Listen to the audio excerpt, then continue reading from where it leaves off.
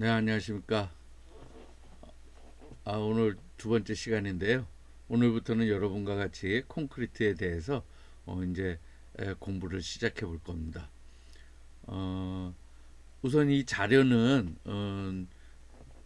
이제 제가 작성한 것도 있고 또 인터넷에서 돌아다니는 자료를 가지고 여러분하고 같이 강의를 하려고 제가 만들어 봤습니다. 이 자료는 어디에 있냐 하면은 저희 카페 요 콘크리트 기사 산업 기사 공부방 여기 가시면은 여기에 보면 핵심 강의 자료가 있어요. 핵심 강의 자료에 가면은 여기 콘크리트 강의 교재가 있습니다. 그래서 요 강의 교재 여기 26년도 1월 4일 이렇게 돼 있고요. 요 필기책하고 실기책은 이제 나중에 시간 될 때 또 한솔 아카데미 책으로 같이 공부를 할 겁니다. 그래서 계속 자료들을 올릴 예정이니까는 여러분께서도 요걸 한번 요 책들로 구입을 하시면은 같이 저하고 같이 공부를 하실 수가 있을 것 같아요. 일단은 먼저 요 제가 만든 요 초보자도 콘크리트 기사 빠르게 합격하기 프로젝트 요거를 먼저 다운을 받으셔가지고 저하고 같이 공부를 하시면 되겠습니다. 그래서 먼저 빠르게 여러분 콘크리트에 대해서 한번 개념을 잡고선 그렇게 가도록 하겠습니다.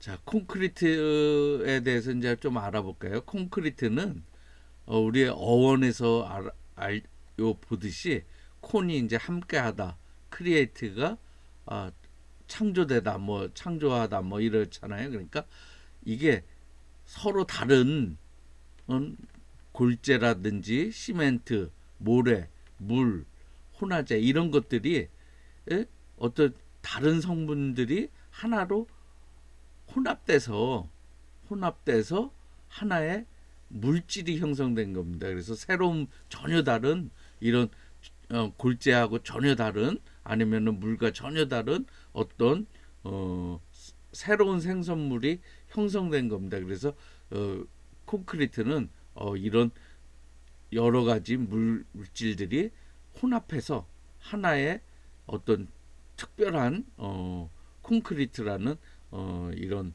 그 재료를 생성해낸 거죠. 그래서 요 재료 중에 굵은 굴재가 가장 많이 들어가고요.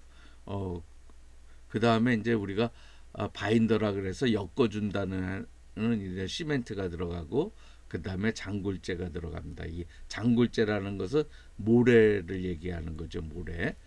그 다음에 물이 들어갑니다. 그래서 우리를 이 물이 들어가서 반응을 한다 해서 수화 반응이라고 합니다. 물 숫자에서 수화 반응이라고 하고 원래 이 물과 시멘트, 굴재 이런 것들이 이제 하나로 묶어지는데 시멘트하고 물이 수화 반응을 하는 건데 이 물이 수화 반응을 할 적에 한 25% 정도만 필요해요. 이 시멘트 중량에 우리는 이 모든 이 굵은 굴재라든지 장굴재를 할 적에 나중에 시멘트의 중량으로 합니다. 최적이 아닙니다. 중량입니다. 그래서 이 물이 시멘트 중량의 한 25% 정도만 필요를 하거든요. 반응을 하면 수화 반응, 화학적인 반응을 하려고 그러면.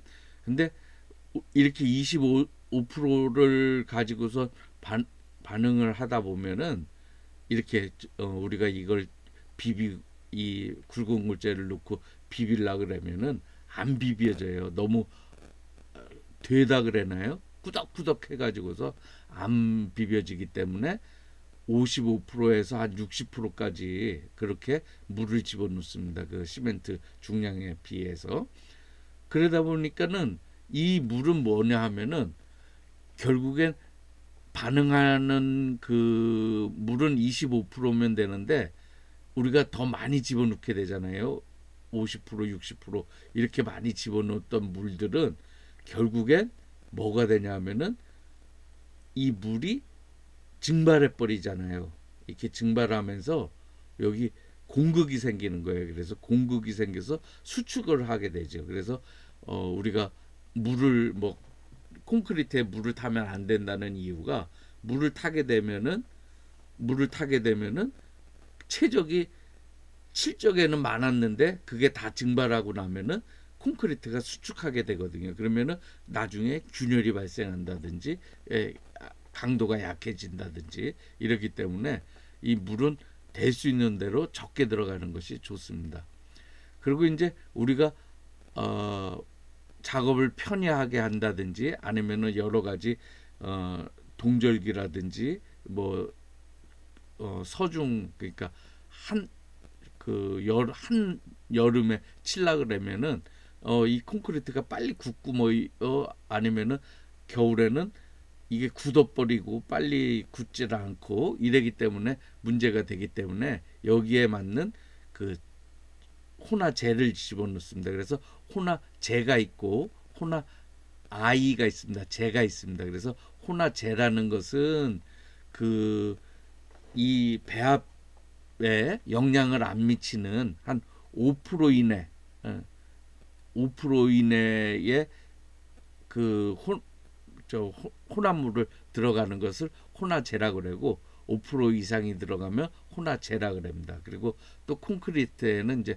공기가 들어가 있습니다. 그래서 공기가 한 5.5%에서 한 뭐 6%뭐 7%까지 이렇게 들어가는데 이런 공기가 들어가면서 콘크리트는 굉장히 약해질 수가 있는 거죠. 공기가 들어가 있으니까. 대신 공기가 들어가면 우리가 어, 작업하기가 쉬운 거예요. 워커빌리티라 그랬는데 일하기가 쉬운 거예요. 워커빌리티. 그래서 어, 일하기가 쉬운데 우리가 이제 굵은 골재는 사실 어, 콘크리트는 골재가 가능하면은 좀 굵을수록 유리합니다.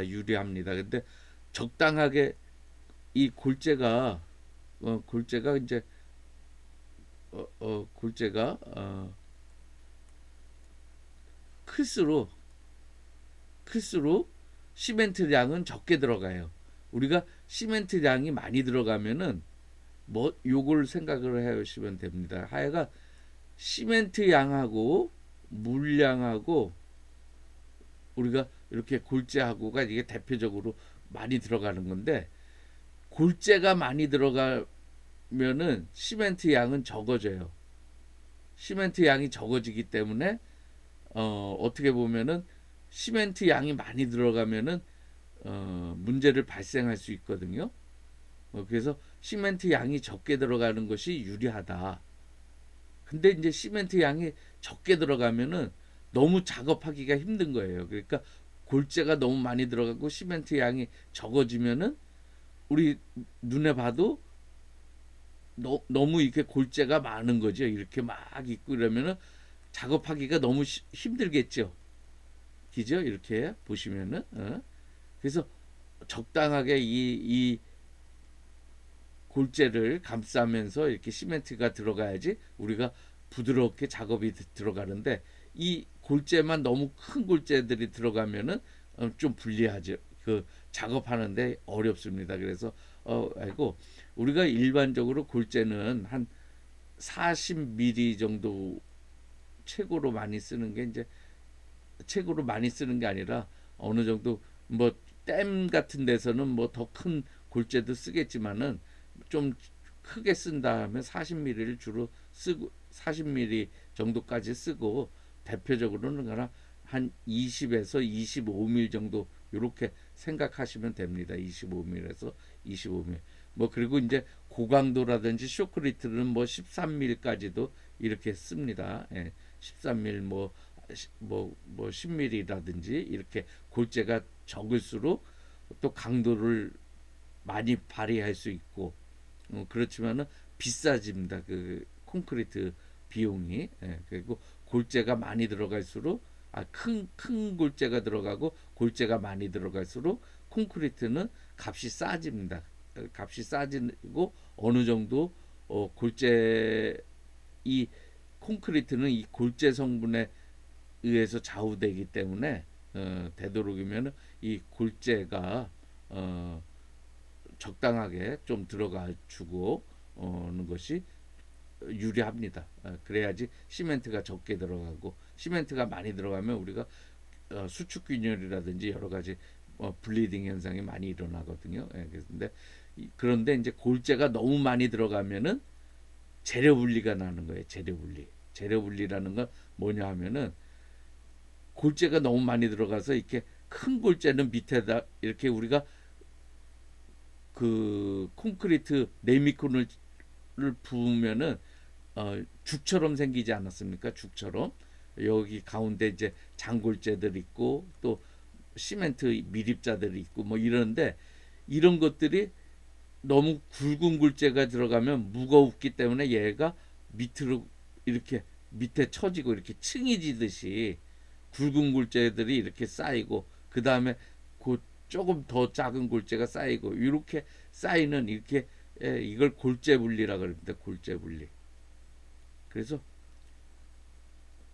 골재 분리라 그랬는데 가능하면 골재는 큰 걸 쓰는 것이 경제적이고 그렇지만 너무 큰 거는 안 되고 한 40mm 정도까지 이렇게 생각하시면 되고 골재가 많이 들어가면 시멘트는 좀 적게 들어갈 수가 있고 경제적이게 되고 어느 정도까지 골재가 커지고 골재가 많이 들어갈수록 강도는 커지다가 다시 강도가 줄어듭니다. 너무 많이 들어가게 되면 이런 상태를 여러분이 골재하고 시멘트하고 관계를 보시면 될 겁니다. 하여간 요 골재하고 시멘트하고 요 관계 물하고 뭐 혼화재는 이제 별도로 하는데 하여간 요런 재료적인 특성만 이해를 한다면은 아주 콘크리트는 굉장히 쉬워요. 그래서 요 어떤 재료적인 거 우리가 그래서 콘크리트 1과목이 재료 및 배합 아니에요. 그래서 재료하고 배합인데 지금 얘기했듯이 이 골재 하나만 가지고서도 벌써 이 얘기가 많이 풀어나간 겁니다. 그래서 골재가 너무 많이 들어가면 큰 게 그리고 큰 게 들어가면은 재료 분리가 일어난다. 요렇게 그래서 1과목 같은 게 바로 요런 거기 때문에 아주 쉽게 갈 수가 있어요. 그리고 이제 골재가 이렇게 되고 그 다음에 이 굵은 골재라 그러죠. 굵은 골재라 그러고 우리 그 장골재 모래라고 그러는데 모래는 우리가 5mm 모래는 이제 5mm 채 5mm 5mm 채에 85%를 통과하는 그 골재를 얘기합니다. 그래서 5mm 채에 85%를 통과하는 골재를 우리는 모래라 그래요. 그리고 굵은 골재 우리가 제가 좀 전에 얘기한 건 굵은 골재를 얘기한 겁니다. 굵은 골재. 이 굵은 골재는 5mm 채를 거의 다 통과하는 그런 거를 그 우리가 굵은 골재라고 그래요. 그래서 이 우리 그 장골재율 뭐 해가지고선 또 장골재율 이렇게 많이 하는데 이 장골재율을 우리가 이 굵은 골재하고 굵은 골재하고 장골재 전체 최적하고 그 다음에 여기에서 장골재 모래의 최적을 이렇게 해가지고선 우리가 그걸 장골재율이라고 하죠. 그래서 이렇게 표현을 하는데 이것도 좀 중요한 얘기가 됩니다. 그래서 한번 알아두시면 좋을 것 같고요. 하여간 지금 좀 전에 얘기한 거 재료 분리가 나오고 이런 건 이제 굵은 골재고 또 장골재 우리가 들어가는 이 장골재는 모래를 얘기하는데 모래를 많이 들어가게 되면은 시멘트를 많이 넣어야 돼요. 모래를 감싸는 요렇게 둘레를 우리가 어떻게 보면은 비표면적이라고 그러는데 이런 것들이 많아지면은 우리가 시멘트가 여기 붙어 있어야 되거든요. 여기 시멘트가 요 골재하고를 이렇게 붙어서 점착력을 본드처럼 붙여줘야 되거든요. 그래서 우리가 이 모래가 많이 들어가면은 이 시멘트량이 많아집니다. 그래서 모래가 많이 들어가면 시멘트량이 많아진다.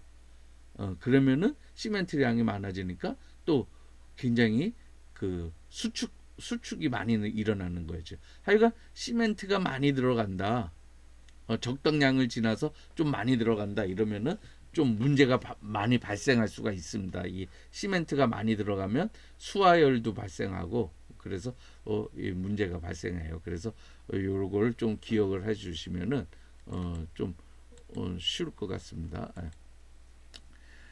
자, 그래서 우리가 이 굵은굴재하고 장굴재 이런 걸 얘기했는데 우리가 이제 시멘트 같은 경우에 여기에 있는 요게 주 탄산칼슘이거든요. 탄산칼슘. 그래서 탄산 석회석 그, 우리 저기 태백이라든지 어디 이런 데 가면은 시멘트 강산들이 많아요. 그 동해 쪽이라든지 이런 쪽으로 가면은 근데 이런 그 동해 쪽이라든지 아니면은 제천이라든지 영월 이런 쪽에 가면은 석회석 강산이 있어요. 석회석 강산이 있는데 이 석회석 강산의 대표적인 성분이 탄산칼슘이에요. 이 CaCO3. 예, 이 COC인데 우리가 이 석회석을 간단하게 시멘트 만드는 과정을 보면은 이 석회석을 태워요. 태우면은 여기서 CO2 우리가 태웠으니까 이산화탄소가 발생하잖아요. 그죠? CO2가 해서 날아가 버리는 거예요. 그 CO2가 날아가고 나면은 결국에는 뭐가 생기냐면 CaO가 생겨요. 이걸 산화칼슘이라 그러는데 요 산화칼슘이 생석회라 그래요. 생석회. 어.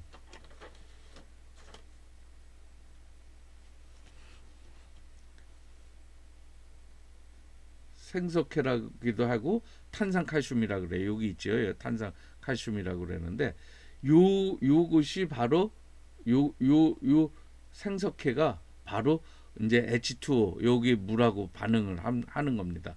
이렇게 반응을 하면은 수산화 칼슘이 생겨요. 수산화 칼슘으로 반응을 하면서 CO2가 생기는 거죠. 그래서 물하고 반응했으니까 요 O2 H2 저기 H2O에서 이 물이 있어 가지고서 요것이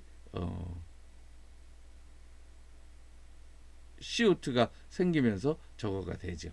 예, 그래서 이 수산화칼슘은 우리가 말하는 그 굉장히 큰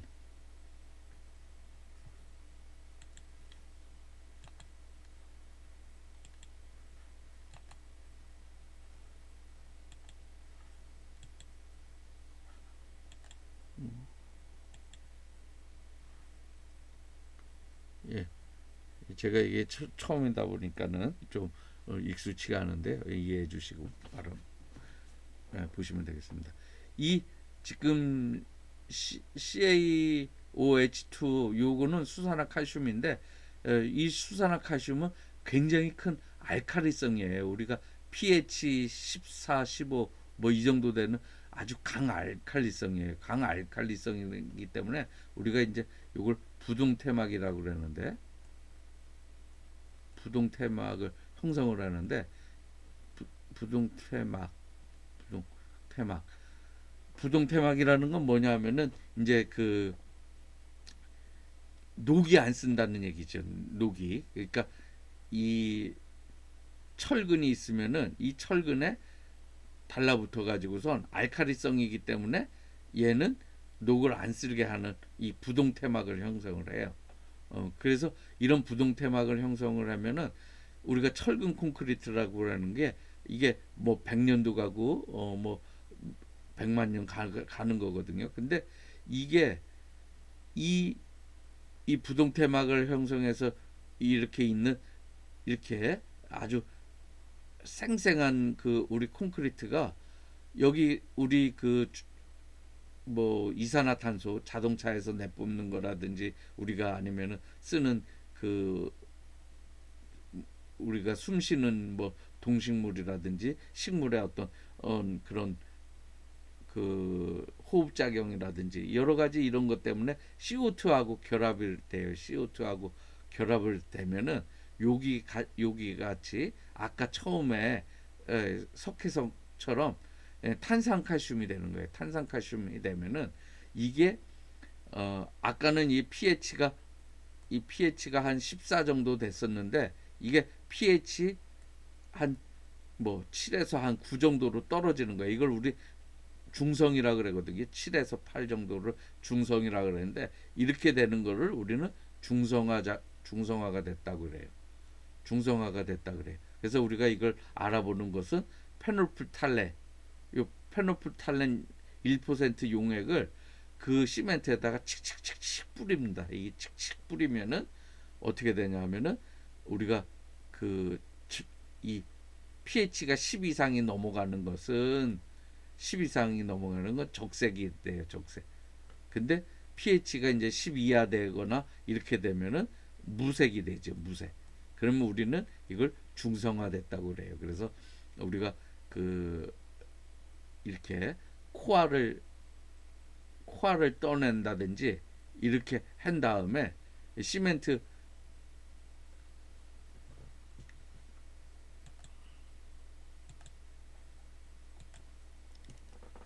이 구조물이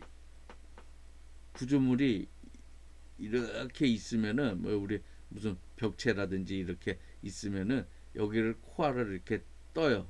이렇게 떠 가지고선 뭐 아니면은 어떻게 뜨죠. 그래서 코알을 떠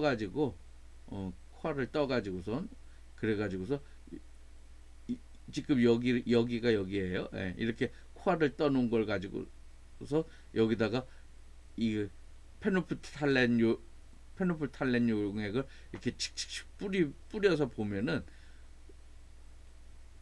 여기는 이제 이 공기들하고 접했으니까 무색이 되겠죠. 중성화가 되고 여기서부터는 좀 적색으로 이렇게 나타나겠죠. 여기는 무색이 되고 그래서 이게 무색이 되면 중성화가 됐다는 얘기거든요. 근데 이제 여기 콘크리트가 아니 철근이 다행히 여기 적색인데 있으면은 안전하지만은 이렇게 이쪽까지 여기까지 만약에 무색이 됐다 하면은 이 부동태막이 파괴돼 가지고서 이 철근이 이제 부식이 되는 거예요. 그러면은 이제 탈락이 되고 그렇게 되는 거죠. 그래서 우리가 철근 콘크리트 할 적에 이 중성화 요거를 중성화라 그러고 우리가 요 산화칼슘하고 이렇게 반응을 하는 것을 우리는 수화 반응이라 그래요. 그래서 수화 반응 할 적에는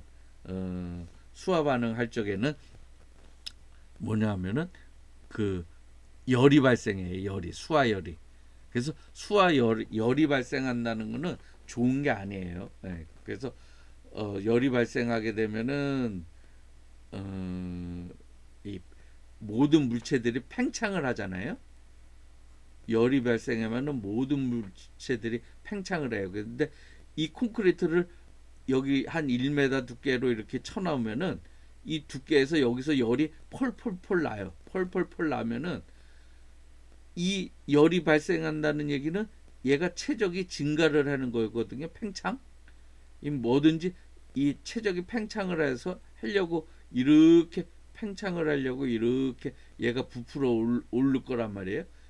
우리가 이렇게 실질적으로 눈에는 안 보이지만은 어떤 열 때문에 팽창이 되려고 그러는데 여기 바깥 기온이 뭐 예를 들어서 5도라든지 뭐 10도예요. 여기 콘크리트 온도는 50도야. 내부 온도는 그리고 바깥의 온도는 10도야. 이러면은 여기는 수축하려고 그러고 여기는 팽창하려고 그러고 이러기 때문에 여기서 균열이 가버리는 거예요. 이렇게. 그래서 수화열이라는 건 좋은 게 아니에요. 그래서 수화열이 적어야 돼요. 그래서 이 수화열이 적어야지만은 좀 좋다. 이렇게 수화열이 적어야지 좀 좋다. 이렇게 생각하시면 돼요. 수화열이 좀 적는 것이 좋은데 또 이게 이제 또 어떤 반대적인 개념이 조금 있는데 뭐냐면은 이 수화열이 조금 있어야지만 이게 빨리 강도가 발현된다고 보시면 돼요. 또 빨리 반응을 한다라고 보시면 돼요. 그래서 겨울에는 또 빨리 추워지면 안 되잖아요, 그죠? 수화열이 있어서 빨리 굳어야 되는데 이게 수화열이 없으면은 겨울에는 콘크리트를 쳐놓은 게 얼 수가 있단 말이에요.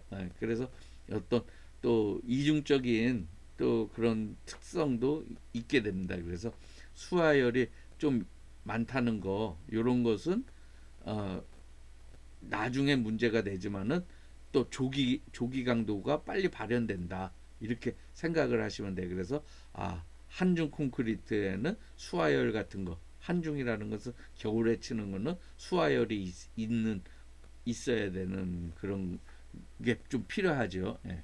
그리고 이제 여름에는 이 수화열이 좀 없어야 되겠고, 또 이렇게 보시면 되겠습니다. 예. 자, 그래서 이게 이제 제가 마인드맵으로 하나 좀 그려봤는데요.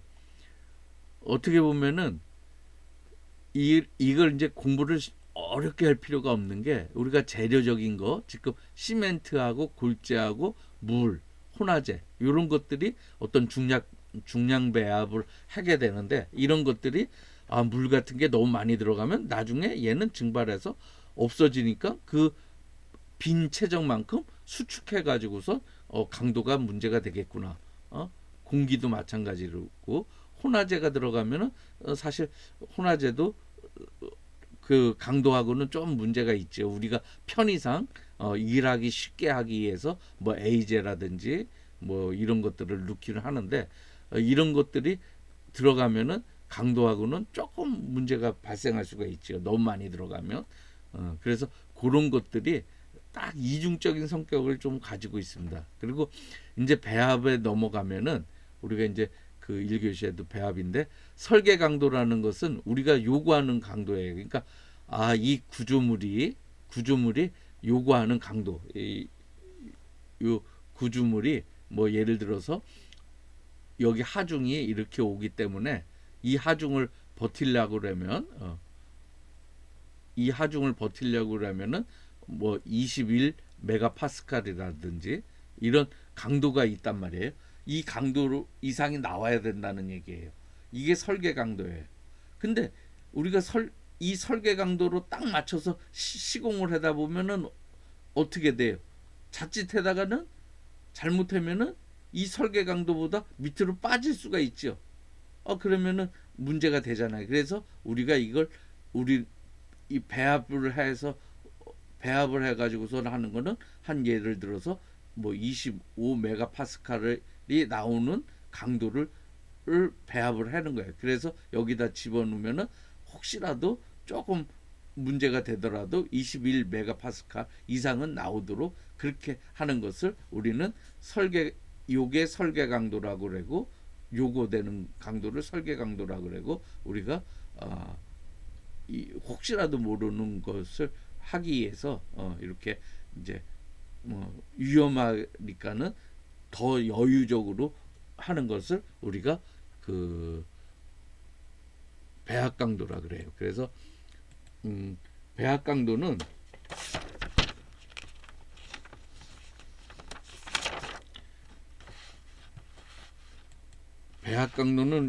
우리가 이제 우리가 요구하는 게 이제 예를 들어서 FCQ, 우리가 요구하는 강도가 이 35 메가파스칼보다 작을 경우, 일반적으로 우리가 강도를 콘크리트는 이제 뭐 우리 보통 버린 콘크리트라든지 뭐 이런 것들은 한 180 정도 내에서 쓰고, 180이라는 게 아니라 18 메가파스칼 정도 내에서 쓰고, 그 다음에 일반적으로 이제 보통 21 메가파스칼이라든지 아니면은 좀 더 구조물이 좀 많이 필요하다 이러면은 이렇게 30 메가파스칼, 우리가 이제 그 이상 되고 이런 것들을 이제 고강도라고 하기도 하는데, 그래서 요 35면은 좀 고강도에 속하는 거예요. 약간 구조물 치고는 좀 많아요. 우리가 보통 21, 27 메가파스칼 요 정도를 대부분 본다고 보면은 요 강도라든지 18메가파스칼. 근데 35, 그러니까 요 안으로 들어가는 거잖아요. 일반 콘크리트란 말이에요. 이때는 우리가 그 저기 배합 강도를 떻게 하냐면은 어떻게 그 우리가 배합 강도는 우리가 요구하는 요 강도에다가 우리가 이 1.34 요 편차, 우리가 이게 이제 표준 편차란 말이에요. 뭐 우리 그 뭐 이렇게 해가지고서 이렇게 했을 적에 이 편차가 발생하는, 이런 편차를 고려를 해서 더 많이 키워줘야지 돼요. 예. 이거라든지 아니면은 우리가 음,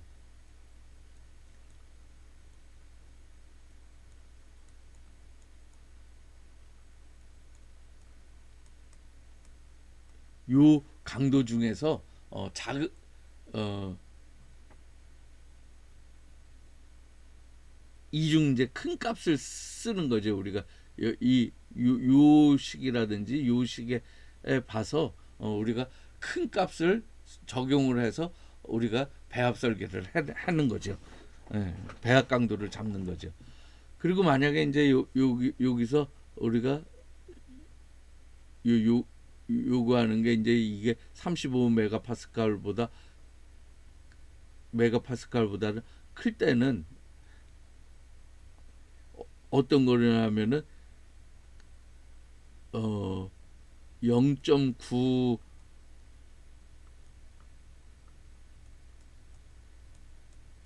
2.3 요거 요 강도라든지 아니면은 요거라든지 요거 둘 중에 하나 중에서 큰 거를 쓰는 거예요. 그래서 배합 강도는 요 둘 중에 요렇게 했을 적에는 요 두 식 중에 큰 값을 쓰는 거고, 만약에 35 미칠 경우에는 요 둘 중에 큰 값을 쓰는 거예요. 그래서 우리가 요구하는 이 배합 강도는 이렇게 계산을 한다. 그렇게 하고, 그 다음에 이제 시멘트 강도, 물 결합 제비, 슬럼프 강도, 굵은골재 최대 치수, 아까도 얘기했듯 어떤 이제 그 치수에 따라서 굵은골재가 결정이 돼요. 예. 그 다음에 장골재율, 그 다음에 단위 수량이라는 건 물의 양이라는 얘기예요. 물의 양. 그래서 단위라는 것은 1입방, 1입방에 들어가는 물의 양을 계산을 하는 거죠. 그리고 시험 배합을 하고 현장 배합을 하는 거예요. 그래서 현장 배합은 이제 뭐냐 하면은 아까 얘기했듯이 그 장골재에 굵은 굴재가 섞여 있는 거, 굵은 굴재에 장골재가 섞여 있는 거, 그런 거 하고, 그 다음에 그 나중에 이제 그 골재에 표면수에 붙어 있는 물의 양이라든지 이런 것들을 고려를 해가지고서 현장 배합을 하게 되는 거죠. 자, 그리고 이런 재료적인 거, 배합적인 거, 그 다음에 시공은 비비는 거를 어떻게 비벼야 된다. 우리가 네미콘에는 뭐 순서대로 투입을 한 다음에 뭐 30초라든지, 이게 이제 네미콘에서는 몇 초가 있어요. 45초인지 몇 초 동안 비비는 그게 있어요. 그래서 비비는 거. 그 다음에 운반하는 거, 타설하는 거.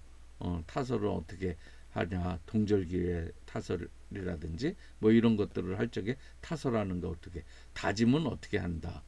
다짐은 이제 보통은 우리가 이제 운반은 90분 이내로 해야 돼요.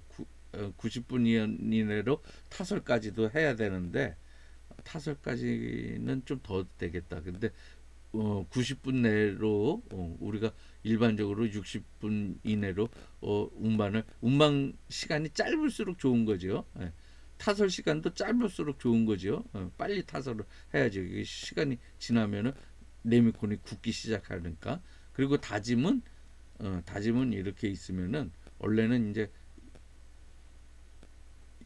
여기에 이제 이렇게 네미콘을 이렇게 치잖아요. 우리가 그러면은 여기다가 바이브레이션이라고 해서 이렇게 다진 봉을 집어넣어요. 그럼 다진 봉을 집어넣으면 얘가 윙 해요. 윙 해. 그러면은 이게 한 30초, 원래는 뭐 30초 뭐 이렇게 하는데 그 시간을 따지지 않고 원래는 이렇게 다진 봉 이렇게 해서 이 네미콘 안에다가 다진 봉을 집어넣으면은 여기 있으면은 여기가 공기가 이렇게 올라오게 돼요. 이렇게 여기 갇혀 있던 공기들이 올라오거든요. 이렇게 올라오면은 다음에 이렇게 해서 한 50cm나든지 60cm 간격으로 이렇게 다진 봉을 해주는 거예요. 원래. 근데 이게 현장에서 제대로 안 지켜져요. 이렇게 수직으로 다져야 되거든요. 그리고 다 뺄 적에도 천천히 빼야 돼, 다진 봉을. 예. 근데 현장에서 그렇게 안 다지시고, 그리고 이제 요게 만약에 요 전에 요만큼 타설된 게 있었다 치면은 다진 봉이 이 밑에까지 이렇게 물려 가지고서 이렇게 같이 윙 해줘야 돼요. 이렇게. 예. 그래야지 우리가 콜드 조인트가 안 생기는데 이런 것들이 제대로 안 돼주고 좀 형편없는 데 가면은 이렇게 콘크리트 치고 그냥 여기다가 그냥 그 바이브레다를 이렇게 그냥 옆으로 눕혀서 질질질질 이렇게 하기도 하고 그래가지고서 표면만 마무리 한단 말이에요. 그러면은 여기에 공기들이 이렇게 갇혀 있는 거예요. 이 공기들이 갇혀 있으면은 어떻게 되겠어요? 강도가 없겠죠. 우리가 두부에 공극이 많은 거 하고 두부에 아주 밀실하게 그냥 꽉 짜서 이 공기가 없는 거하고 틀리단 말이에요. 그래서 이 공기가 있어서 이렇게 공기가 있으면은 강도가 훨씬 적게 나와요. 예, 그래서 이런 거좀 다진 방법 그런 다음에 양생은 여기다가 우리가 뭐 겨울에는 보양도 하고 또 여름에는 파이프 쿨링이라 그래서 물도 집어넣고 뭐 이렇게 수화열을 방지하기 위해서 이런 양생을 한다. 뭐 시험 방법들은 이제 조기 강도라든지 휭 강도, 비파계 시험, 분말도. 요 분말도라는 거는 나중에도 나오니까는 다시 말씀을 드릴게요. 근데 여기서 말씀을 드리고 가면은 분말도라는 얘기는 뭐냐면은 우리가 어, 이렇게 있으면은 이 공이 있다고 치면은 공의 표면적이에요. 표면적. 공을 이렇게 완전히 펴서 보면은 이 우리 야구공이라고 이렇게 되면은 이 야구공을 껍데기를 벗긴 것이 뭐 이렇게 됐을까요? 어떻게 되는지 모르겠는데 하여간 야구공 껍데기 벗겨 놓은 이 표면적을 이거를 우리가 어 저기 비표면적이라 그래. 비표면적. 그러니까 공기하고 접하는 면적이다. 이래서 비표면적이라 그러는 거예요. 근데 이게 이 입자가 큰 거하고 예를 들어서 같은 무게지만은 이 돌덩어리 하나하고 돌덩어리 같은 무게지만 이 돌덩어리를 여러 개 이렇게 쪼개 놓은 거예요. 이렇게 쪼개 가지고서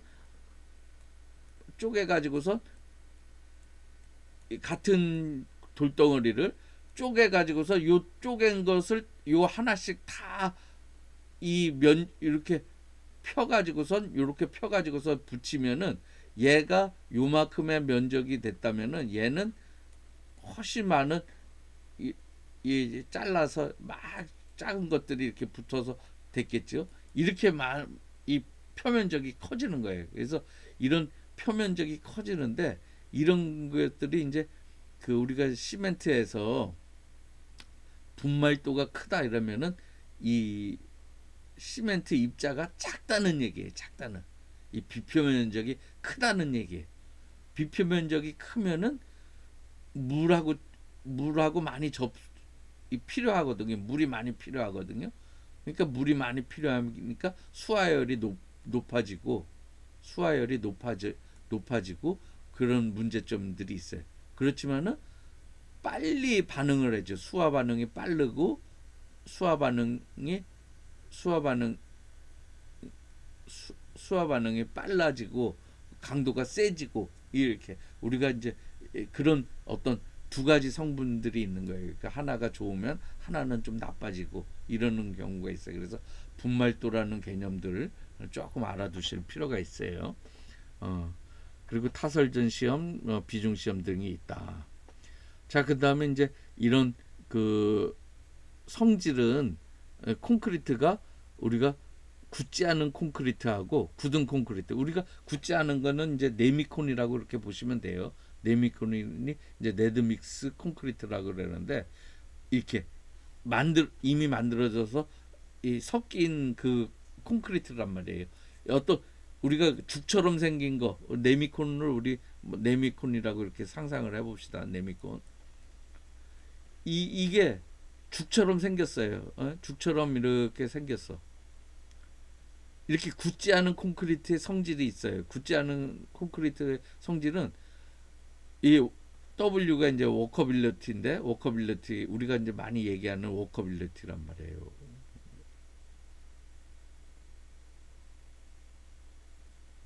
워커빌리티. 이 일하기가 힘들어지는 거예요. 일하기가. 그래서 워커빌리티가 일하는 그 능력이란 말이야. 일하는 능력. 그래서 이게 그 우리가 이걸로 대표적으로 콘크리트를 대표적으로 이 워커빌리티로 얘기를 하는데 아까도 얘기했듯이 골재가 많으면은 이게 우리가 여기 삽질을 하려 그러면 힘들잖아요. 이 골재가 떠벅떠벅 걸리면 이게 만약에 시멘트 모래로 돼 있다든지 시멘트로 돼 있으면 우리가 삽질이 편하잖아요. 근데 이게 자갈로만 돼 있으면 어렵잖아요. 이런 거를 워커빌리티가 워커 안 좋다고 그러는 거예요. 워커빌리티 일하기가 힘들다는 얘기예요. 물이 많이 들어가 콘크리트에 물이 많이 들어가 있어. 그러면은 우리가 죽처럼 돼 있으니까 쓱쓱쓱쓱 부면 되잖아요. 그러니까 워커빌리티가 좋은 거예요. 이 시멘트 네미콘에 공기량이 많아. 공기들이 많이 들어가니까 얘가 우리 비누 생각하시면 비누에 연행 공기가 있다는 얘기. 비누에는 연행 공기가 있어서 쓱쓱쓱쓱 문질러진다는 잘 밀려간다는 얘기예요. 그래서 작업하기가 편한다는 얘기예요. 이렇게 해서 워커빌리티가 있고 그 다음에 컨시스턴스 그래서 연경도라 그래요. 그 콘크리트의 질기. 그 다음에 피니셔빌리티 그래서 마무리 피니시 마무리가 잘 할 수 있냐 뭐 이런 건데 결국에는 워커빌리티하고 똑같은 거예요. 뭐 P는 이제 펌퍼빌리티 그래서 이 펌프로 잘 밀 수 있냐 결국에는 워커빌리티하고 똑같은 거거든요. 그리고 플라스틱이라고 해가지고서 저기 이것도 이 연경도 비슷하게 이렇게 이런 것들이 굳지 않는 성질이에요. 그래서 대표적으로 워커빌리티가 같은 이 뭐 성질 뭐 했을 적에 워커빌리티에 대한 개념만 알면은 저기 그 재료적인 것들이 어떻게 배합이 돼야지 되구나 뭐 이렇게 생각을 하실 수가 있어요. 굳은 콘크리트는